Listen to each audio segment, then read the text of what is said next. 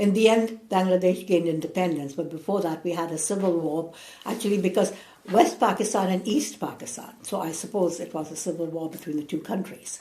But at the time of partition, they partitioned Pakistan in 1947, if I remember correctly. And to me now, looking back on it, it was kind of not a very good partition, because on one side, way to the west, you had West Pakistan, then you had the whole breadth of India in between, and here to the east we had East Pakistan, which is now Bangladesh. So, even like governing between the two governments, it must have been difficult because they had to look through India over there. So yes, so I thought, the partition, from what I understand, it was done mainly on the basis of religion. So Muslims mostly went to Pakistan, and the Hindus stayed in India. So that's the story. Yes. And were there any traumatic incidents that you can recall from that period? I can, yes. In fact, when the Pakistanis, we'll call them Pakistanis now, were in power, and East Pakistan was kind of against them, so they were kind of fighting.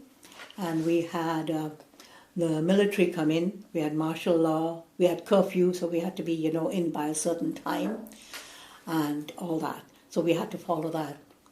And I still remember, because I explained to you before, we had servants. And there used to be like gunfire and planes flying overhead, throwing bombs, whatever.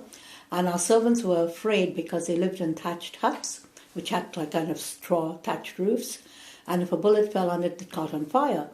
So they were scared, and they came to my parents and they said, we don't want to stay here any longer because it's too dangerous for us. We want to go off to our village.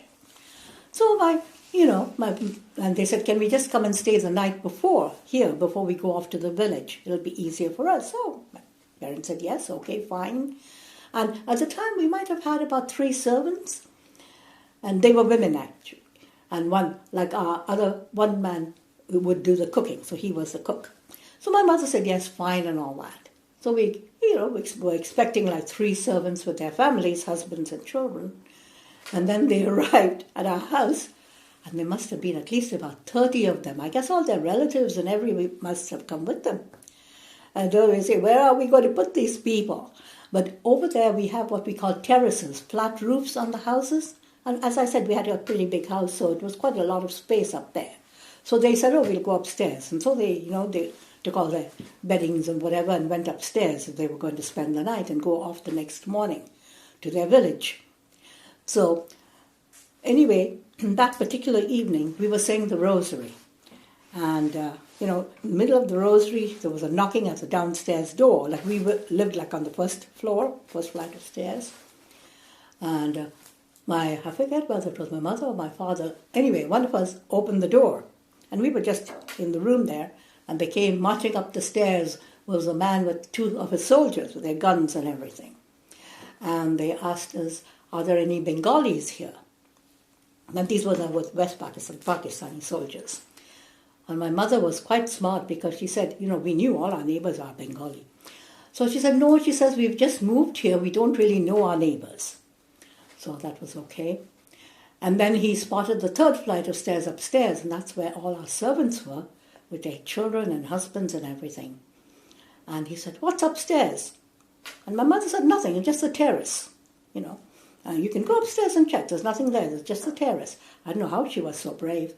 So anyway, he went up the 1st flight of stairs, and and in the meantime, we were all lined out in the veranda with the 2 soldiers pointing guns at us. There's my my brothers, our 2 younger brothers. And off he went. He went up the 1st flight of stairs. He climbed the 2nd flight of stairs. And we thought to ourselves, oh my God, we're gone, because it's surely going to find all these people, they're all Bengali, and they're going to shoot them all, and shoot us as well. So we were really panicky. And whatever happened to him, midway down the 2nd flight of stairs, which would have led to the terrace, he just turned around and came back down, took his soldiers and went off.